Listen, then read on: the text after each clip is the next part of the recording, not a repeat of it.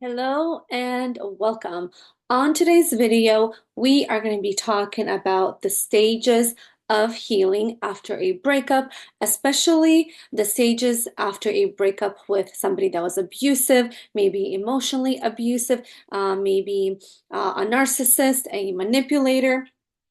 And if you're new to my page, to my channel, my name is Irina, and I'm a Christian relationship coach, and I help people restore themselves after an abusive relationship and really step into a new version of themselves, a stronger, more confident version after themselves and after a breakup. So let's dive into it.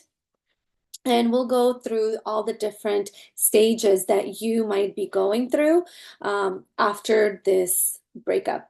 So, usually, you go through these stages when you physically create space between you and your partner. So, when you start living under separate roofs, is when all of this starts kicking in. I'll go later. Into if you are still living under one roof and you are finding out that they are a narcissist, that they are abusing you, you're kind of awakening.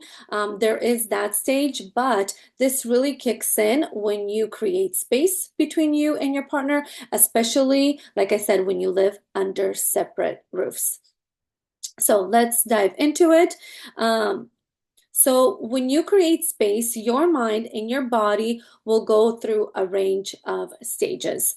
And you will have an emotional roller coaster where you feel like you love them, you miss them, at the same time you hate them. And it's kind of like a mess. One day, even 1 hour, you can feel like this, another hour it's like this, and you just go through all of the emotions. Then you might experience something like grief, is remembering how they hurt you. So one extreme is remembering how much they hurt you, but the other extreme is feeling sorry for yourself and you are afraid of starting over. A lot of people go through that. They grieve that they have to start a new relationship, start life all over again. And a very far extreme is if you have been emotionally abused a lot, you might go into something that's called PTSD, post-traumatic stress disorder, or other mental health issues like a lot of anxiety and maybe even depression. So here's a little bit of a breakdown of these stages. And the first one, it's the initial shock. Your body goes into a shock mode, and you are confused. So you may be going back and forth from remembering the good times and the bad times, the abuse to self-blame and overthinking. A lot of victims go back at this stage because they are just too afraid to be alone, or they are too afraid of their partner and thinking of all the different scenarios of how the partner might harm them. So this is the stage where a lot of people go back.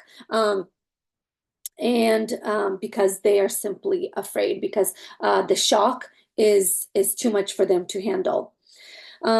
If you can get past this stage, the rest of them will begin to be easier. This is one of the hardest stages, is to leave and allow your body to go through that shock mode, because it's kind of like a withdrawal. If you think about people that want to quit drinking or quit smoking or drugs, right? Their body goes through a chemical reaction. And same thing, actually, when you break up with somebody, your body goes through withdrawals. And going into a shock mode is one of the stages of going through a withdrawal.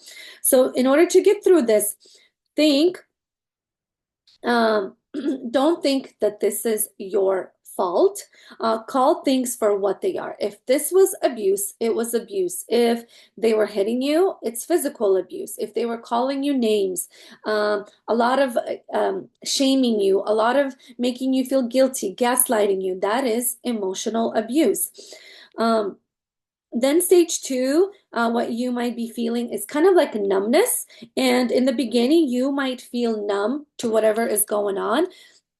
But as the days start going by, your body will start to react. It's almost like it's craving the abuse. And so your body is so used to all of the stress that when you take the stress factor away, your body still reacts. Your body still remembers that, hey, where's our little stress craving? We are getting hungry. And again, this is where the victims tend to go back to their abusers because the body kind of craves the stress and the abuse. And the third stage in this in this first initial shock is disorientation. The behavior can make you feel lost and unsure of your identity and your worth. Stage two is kind of the emotional roller coaster, and it's the stage of grief. So, some of the emotions that you might be feeling are a lot of anger and a lot of rage. You feel the betrayal, you feel just everything starts to kick in the way that they treated you, mistreated you, abused you, betrayed you if there was a adultery involved, or feeling rejection, and all of that can turn into a lot of anger. And if you don't let the anger out, it can turn into depression. So, a lot of people that are feeling depressed, it's because they are suppressing a lot of anger and a lot of frustration and rage. You might also feel sadness, loneliness, and grief. So you may grieve the loss of this relationship. You idolize the version of this person. So you are grieving who you thought that they were, but it turns out they are not the person that you thought that they really were. You may feel complete sadness and hopelessness, and you feel like I can't do this. I can't go on my own, right? And you may have a list of reasons why you feel like you cannot go further. Um, and then you might feel guilty. You might feel like for not recognizing the abuse, or you might feel the opposite, where you feel like you didn't do enough to fix this relationship. So, on one spectrum, you are mad at yourself that you stayed so long in the relationship, you put up with all of this abuse. And then on the other spectrum, you might be taking all of this as your fault and feeling like maybe you're the narcissist, maybe you ask for too much, and like kind of taking all of the blame on yourself. And then the third stage of the healing process is seeking understanding and educating yourself. Actually, some people go through this stage while living with a narcissist, with an abuser. So you are starting to see signs. They're acting kind of strangely. So you begin to research, what does this mean? They either start acting differently, or you're just so fed up that you start researching certain symptoms, like what does this mean, what does that mean, and then you maybe find the word narcissist, so then you start researching who are narcissists, how do they behave, and if that is something that you are wondering, I do have a video on that, on who are narcissists and their characteristics and how they behave. So you are free to look at that. So this is kind of the educational stage. But I do want to warn you that as you are educating yourself, when you physically leave the relationship as well, your body will still go through stage one and stage two when you leave them.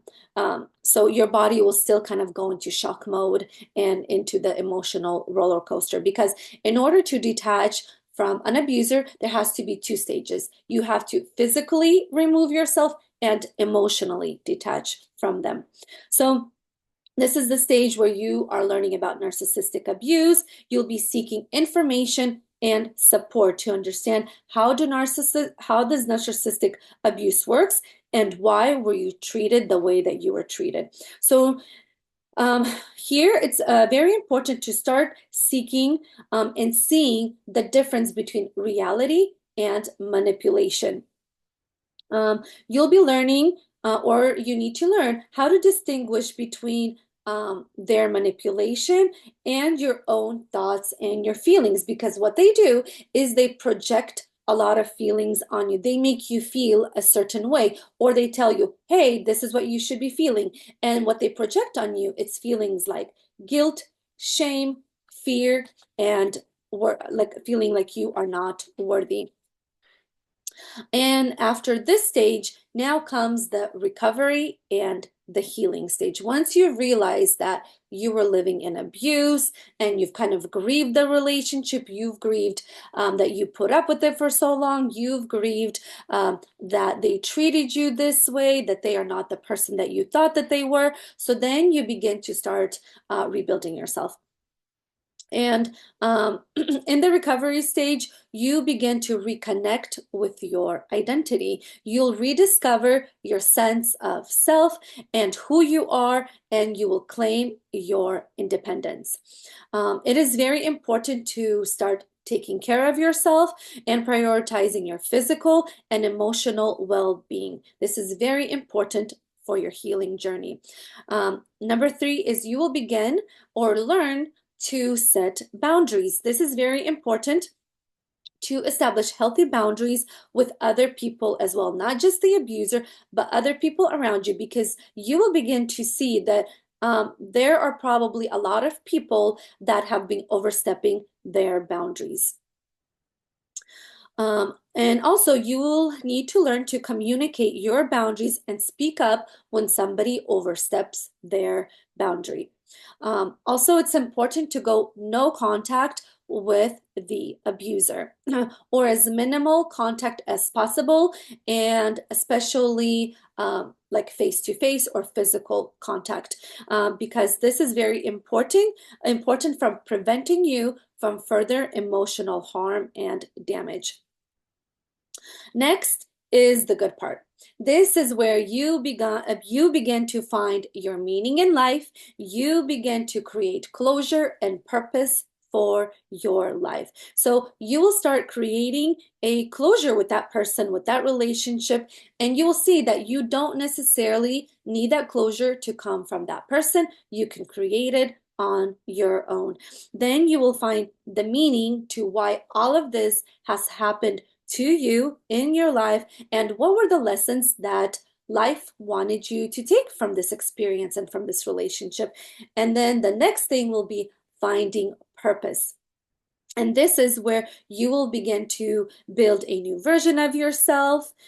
You will discover your dreams, your goals again, who it is that you are, and you will work towards a future that is fulfilling and positive. And so you might think, how long does all of this take, right? How long? How can I escalate it? How can I go through these steps or stages faster? Can I skip some of them? Unfortunately, you cannot skip them because it just doesn't work that way. Your body will actually naturally, it will begin to go through all of these stages, and there's also a lot of beauty in every stage. You also want to go through every stage, so that way your wound heals the way that it needs to heal, and that you don't have any open doors, any open traumas. You really create that closure.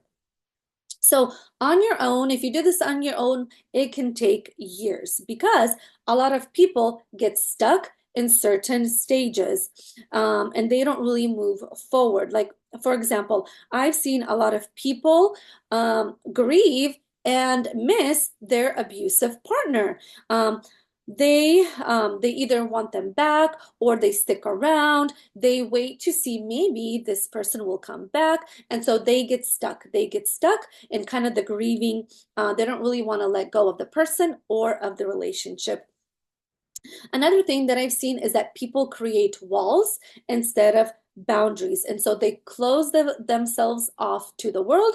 And some of the ways that this can look is that they go all in on work or all in on their children and kind of neglecting themselves or prioritizing or putting themselves last. They go all in on work, like they might be opening up a business, getting promotions, but they are kind of closed off to loving, to a loving relationship, to seeking love again, or they might really prioritize their kids.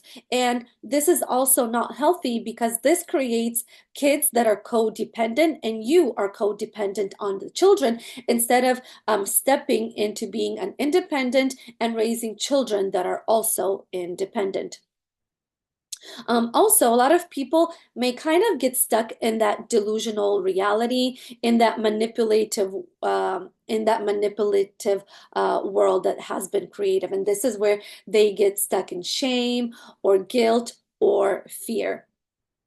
But if you seek professional help or with my help, these you can move faster through these stages. It just depends on how committed you are, but also what tools and techniques is the person that is helping you that they are giving you. So it depends.